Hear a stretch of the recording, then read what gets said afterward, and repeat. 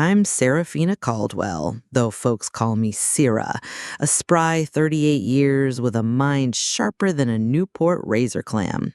I built Apex Innovations from a flicker of an idea into a beacon of progress, only to find myself at my brother Nathan's wedding, tucked in a storage room, supping beside mops and bleach, while a $50 million contract I'd inked bore his name.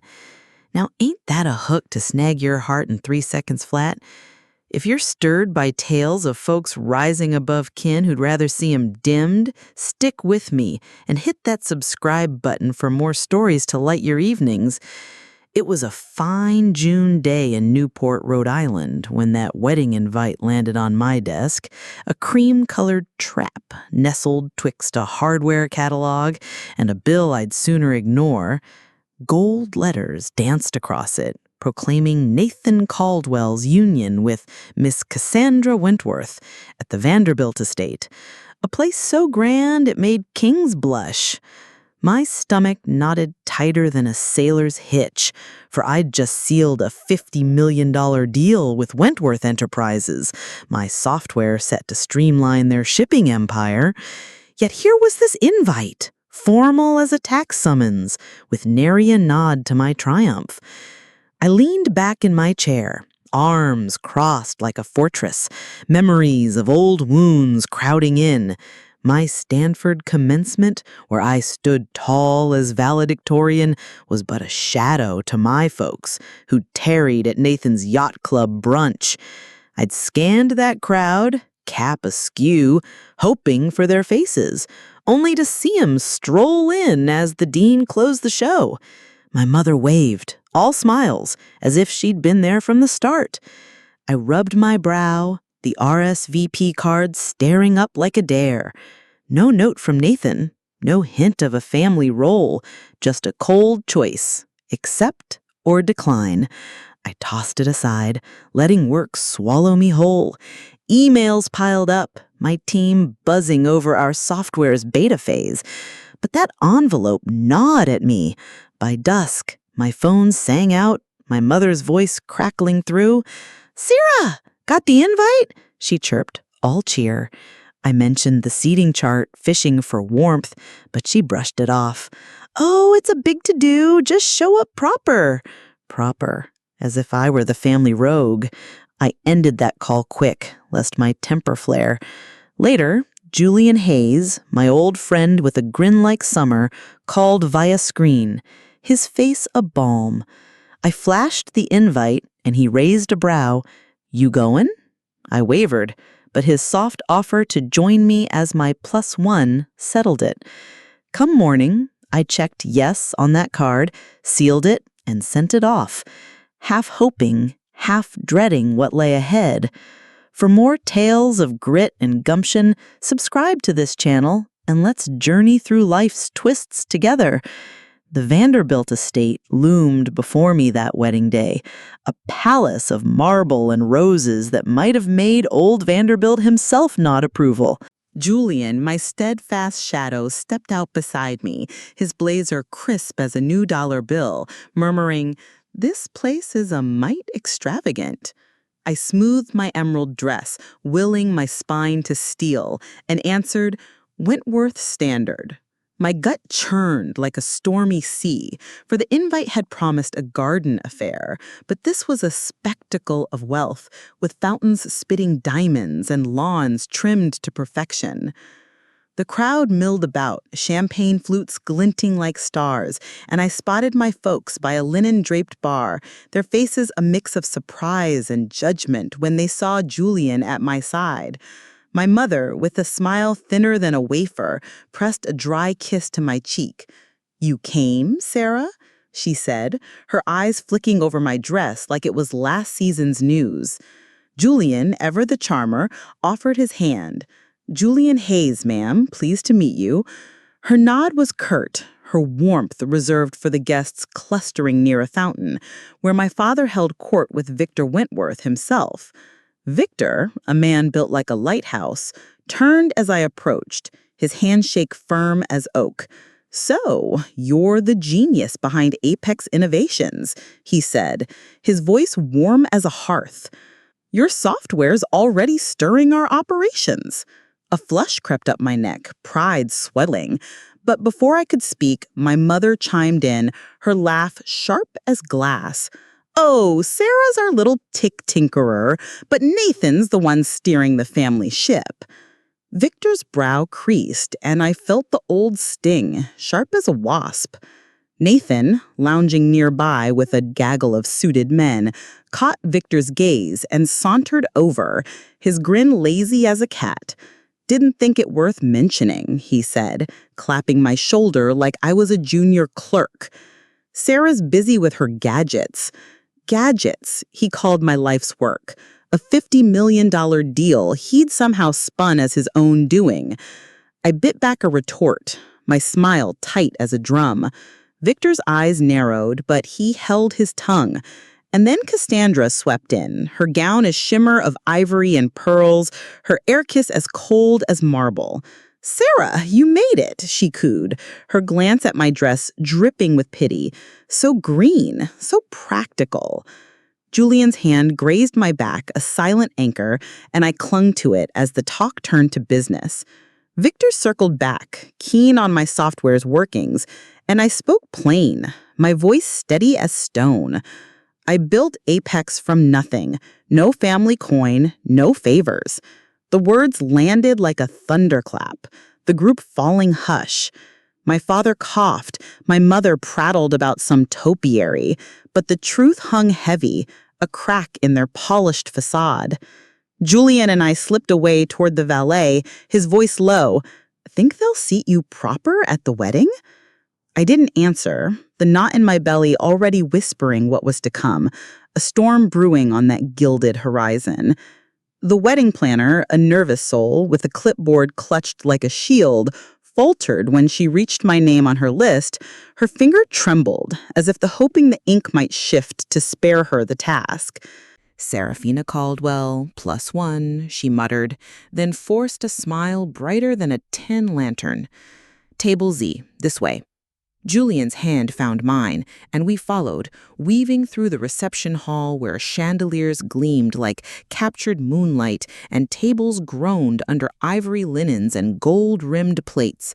Laughter and champagne bubbles filled the air, but our path veered from that splendor, down a dim corridor where the scent of roses gave way to bleach and damp mop.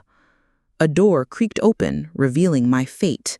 A rickety card table shoved in a storage room, flanked by 2 folding chairs and a pile of cleaning rags, the tablecloth barely covering its chipped edges.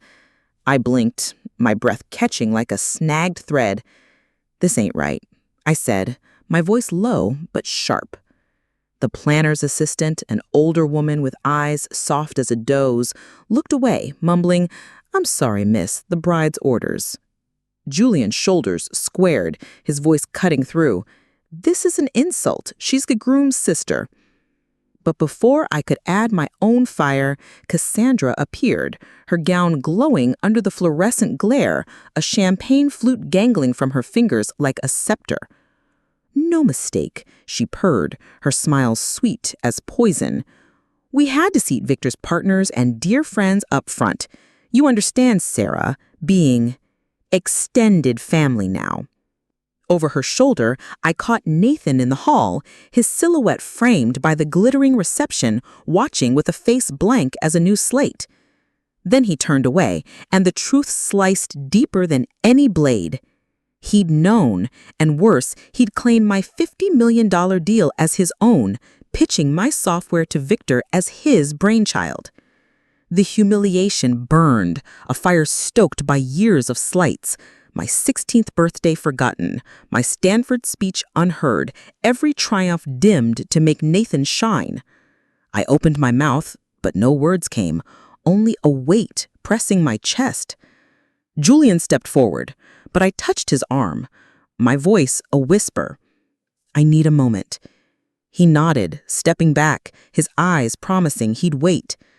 I fled to a guest restroom, a cramped nook off the corridor, locking the door and sinking onto the closed lid, my palms pressed to my eyes. The tears came, not just for this night, but for a lifetime of being the shadow in my family's tale. The cracked tiles stared back, and in that silence, something broke free. Not my spirit, but my need for their love. I'd been a fool, chasing their pride, but no more. My fingers, trembling, yet sure, found my phone. I'd built Apex from dust, and I'd not let it be stolen by Nathan's lies or Cassandra's scorn. The storm in my heart was clearing, and I knew what must be done. In that dim restroom, with its cracked tiles and flickering bulb, I sat like a captain charting a course through a gale. My phone glowed in my hand, a lifeline to the world I'd built. And I dialed Lena, my COO, whose voice answered swift as a whip. I spoke plain, my words steady as a keel. Lena, cancel the $50 million Wentworth contract, effective now. A pause hung heavy, then she pressed, Sera, you sure? There's a clause tying Apex to Nathan's firm, some backdoor deal he slipped in. My blood ran cold, for Nathan's betrayal ran deeper than I'd reckoned, binding my company to his lies. Yet the fire in me burned brighter, and I answered, sure as sunrise. Untangle us, whatever it takes. I ended the call, smoothed my emerald dress, and fixed my face in the tarnished mirror, my eyes no longer pleading, but sharp as a hawk's. I stepped back into the storage room where Julian waited, his gaze steady as a lighthouse. The card table mocked me still, but I stood taller, my heart no longer racing, but resolute. Nathan's treachery, claiming my software as his own, weaving my work into his web, had lit a fuse, and I'd not let it fizzle in silence. The reception hall called, its laughter and clinking glasses a world apart from this closet of shame, and I knew the moment had come to upend their gilded game. My steps were deliberate, each one a hammer-striking anvil, as I moved toward the heart of the celebration. The air grew thick with perfume and anticipation, guests swirling in their finery, oblivious to the reckoning brewing in my chest. I'd spent years swallowing slights, smiling through their dismissals, but that girl was gone, burned away in the crucible of this night. What remained was a woman who'd built an empire from grit and wit, and I'd not let it be pilfered by kin who valued me less than a stranger's nod.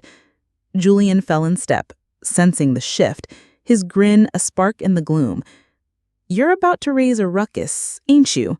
his eyes said, though he spoke not a word. I nodded, my resolve a steel rod down my spine. The head table loomed ahead, where Victor Wentworth sat ensconced by Cassandra in her pearl-draped glory and Nathan in his borrowed sheen. Their laughter rang hollow, a facade I'd shatter with truth. I'd not come to beg for a seat at their table, nor to plead for their pride. I'd come to claim what was mine, my work, my worth, my name. And if they wanted a spectacle, by heaven, I'd give 'em one to echo through Newport's marble halls. The reception tent pulsed with the hum of jazz and the clatter of fine crystal, a stage set for wealth and pretense, but I crossed it like a general marching to battle.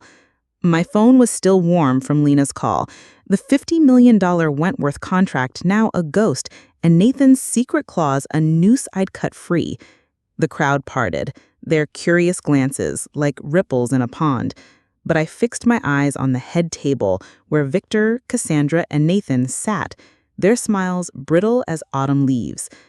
I stopped short of their table, my voice ringing clear as a church bell. "Lena, it's Sera. Terminate the Wentworth contract and tell him Nathan's been peddling my software as his own." Gasps burst from the nearest tables, sharp as gunfire, and Victor half rose, his hands gripping the tablecloth like a man clutching a sinking ship. Cassandra's smile froze, her champagne flute tilting, while Nathan's face drained to the hue of old parchment, his eyes darting like a trapped fox. The room stilled, the jazz band faltering for a beat, And I turned to Victor, my gaze unyielding. Your son-in-law-to-be lied, sir. That $50 million deal was mine, built from my sweat, not his scheming. A murmur swelled, guests leaning in, their whispers a gathering storm. Victor's jaw tightened, but before he could speak, two men approached from the dessert table. Charles Langston of Harbor Ventures and Edward Klein of Pinnacle Group, their faces keen with interest. "Miss Caldwell," Charles said, his voice low but firm, "your integrity's a rare thing. Might we discuss Apex's future?" Edward nodded, his eyes flicking to Nathan with disdain. But Victor's voice cut through, sharp as a blade. "Sera, you'll hear from our lawyers. This stunt voids your contract's terms." I met his stare, unflinching. "Let him try, sir. Truth don't bend to threats." Nathan scrambled to his feet, knocking a fork to the floor. "Sera, let's talk, not here," he stammered. But I shook my head, years of his shadow lifting from my heart. "You've talked enough, Nathan, and I've listened too long." The crowd's murmurs grew to a roar, and Cassandra's hand clutched her pearls, her poise crumbling like dry clay. I turned, my emerald dress catching the light, and walked out, Julian at my side, his grin wide as a river. "That," he said, leaning close, "was a fire to burn empires." I didn't look back, the tense glow fading behind me, but the weight of their eyes followed, and I knew I'd shaken their world to its roots. The Vanderbilt estate might stand eternal, but their lies wouldn't outlast this night. Come Monday, my office at Apex Innovations felt like a fortress under siege, my inbox a battlefield strewn with the wreckage of Wentworth's panic. Subject lines blared in bold: urgent, contract dispute, Victor Wentworth immediate meeting, and my phone buzzed with 16 missed calls, 3 from Nathan, 2 from my mother, and a handful from numbers I'd wager were lawyers sharpening their quills. I sipped my coffee, calm as a summer pond, and swiveled to face Lena, who stood in my doorway, a tablet in one hand and a grin tugging at her lips. "She's hollering like a fox in a trap," she said, scrolling through messages that poured in faster than spring rain. I nodded, the fire from Saturday's reckoning still smoldering in my chest. Victor's legal threat hung heavy, but new voices rose from the din. Charles Langston of Harbor Ventures left a voicemail, his tone warm as hearthfire. "Ms. Caldwell, your stand at the wedding's got our board talking. We'd like to explore a partnership." Not an hour later, Edward Klein of Pinnacle Group emailed, proposing a meeting to discuss Apex's logistics software, his words laced with respect I'd seldom heard from kin. By noon, a call from Clara Vance, a Wentworth VP, lit up my line. Her voice was low, like a conspirator in a dime novel. "Sera, Victor's called an emergency board meeting at dawn. Operations are scrambling, legal's in a tizzy, and Nathan's name's mud." I leaned back, a smile creeping free, not from spite, but from the sweet clarity of truth breaking through. Then, buried in my inbox, came a note from an unfamiliar address, margaret.caldwellart@gmail.com. Subject, "You did it." I clicked, and Aunt Margaret's words spilled out, plain yet mighty. "Sera, you broke the chain. I've watched this family dim your light too long, and Saturday, you shone, proud as can be." My throat tightened, not with sorrow, but with a warmth I'd near forgotten, the kind that comes from kin who see you true. Margaret, who'd left the Caldwell fold years back, had been my quiet champion, and her words were a balm to wounds I'd carried since girlhood. The day wore on and Lena returned, a draft of our termination letter in hand, crisp as a new flag. "Send it," I said, and she did, the click of her tablet sealing Wentworth's fate.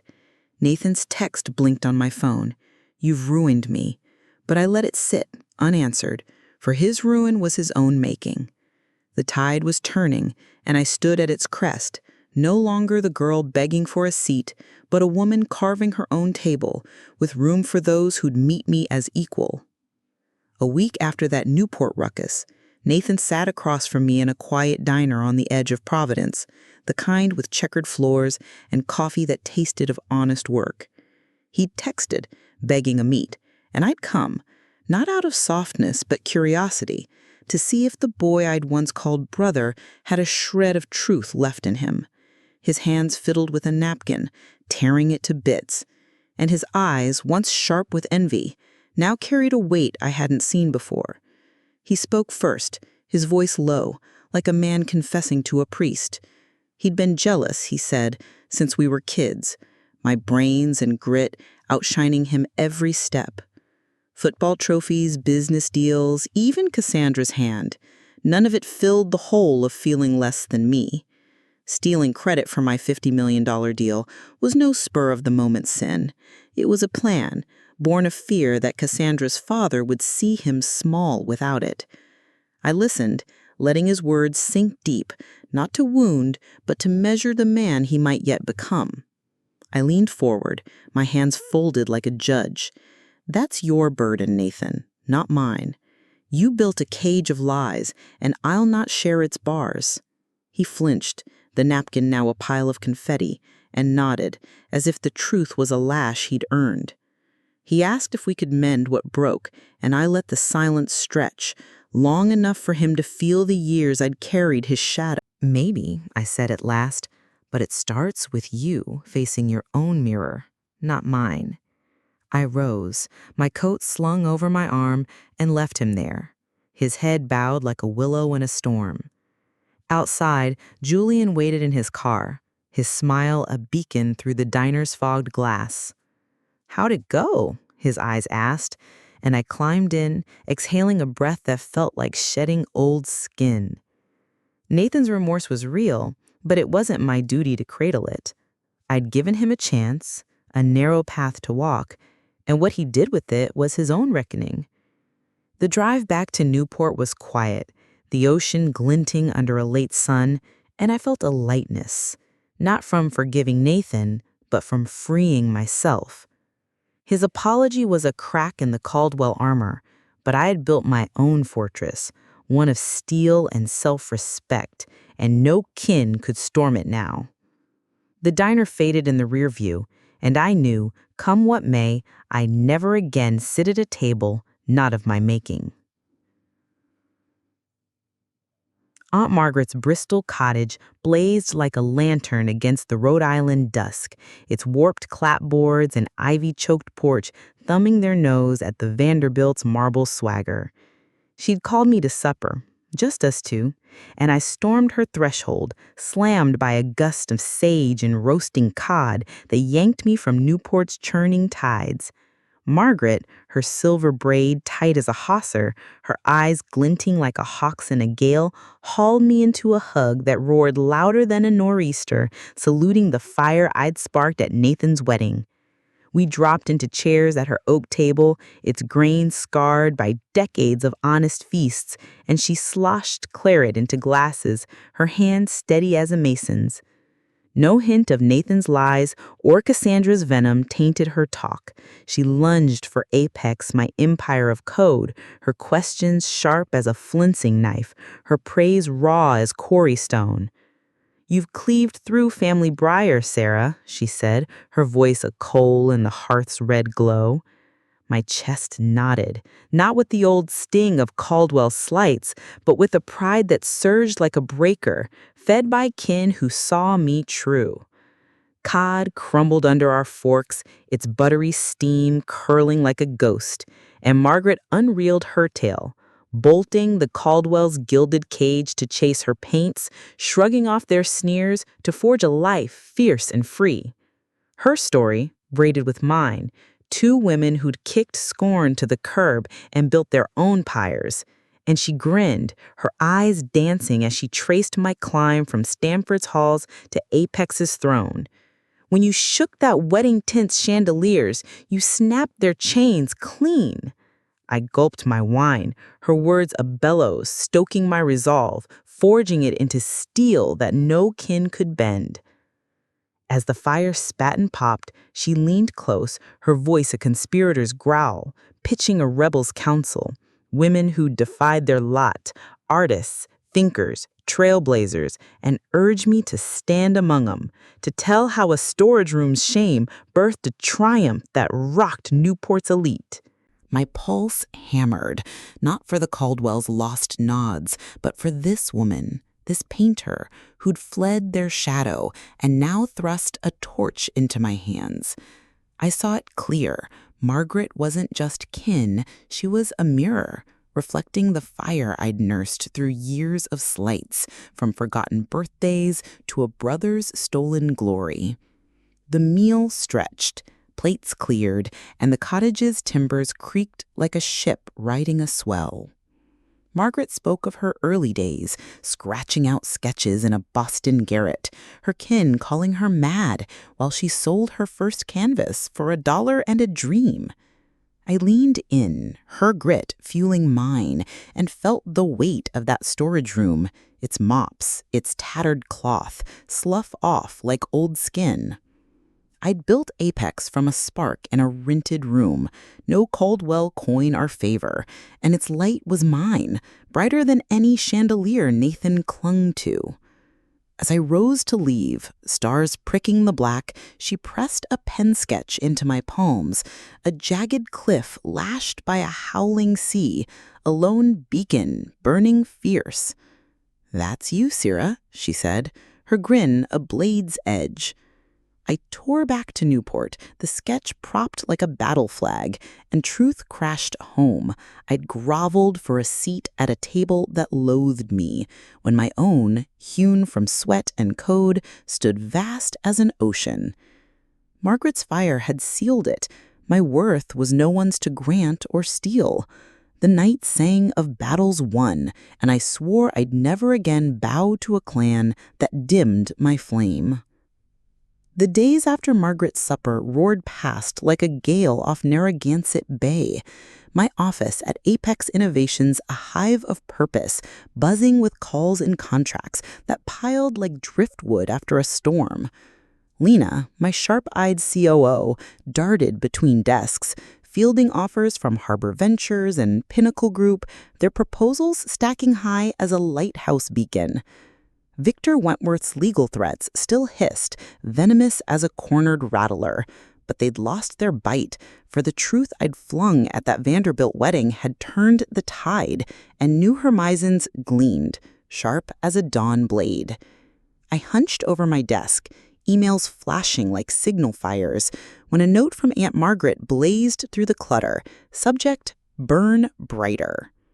She wrote of a gathering she'd host, a circle of women, painters, poets, pioneers who'd shattered their chains, and bid me stand among them to tell how a storage room's disgrace sparked a reckoning that shook Newport's gilded halls. My pulse raced, not for the Caldwells' faded approval, but for kin like Margaret, who'd seen my fire and fanned it fierce. I leaned back, the Newport skyline winking through my window, and let the past settle like dust after a stampede. That storage room, with its mops and tattered cloth, lingered like a bruise, but it no longer bled. It was a mark, proof I'd outrun the shame. Nathan's lie, stealing my $50 million deal, peddling my code as his own, had been a final betrayal, but it lit a torch that burned away my hunger for their nod. I'd built Apex from a flicker in a rented loft, no Caldwell coin or crutch, and its triumph was mine, solid as granite. Charles Langston's voicemail, warm as a hearth, spoke of partnerships. Edward Klein's contract draft, crisp as new sails, promised ventures vast as the sea. These were my table seats, earned by sweat, not begged from kin. The ocean's whisper curled beyond my glass, and I saw my life clear as a polished lens. The Caldwells had tossed me crumbs, a corner, a sneer, while I'd forged a banquet, its bounty mine to share. Julian's grin, Lena's steel, Margaret's pride, these were my riches deeper than any Wentworth vault.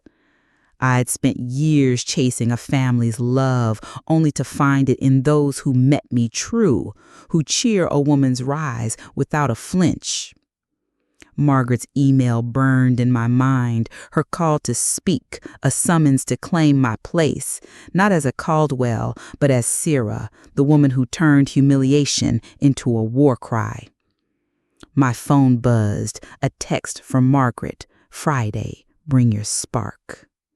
I grinned, setting it down, and dove back into work, contracts and dreams towering like masts.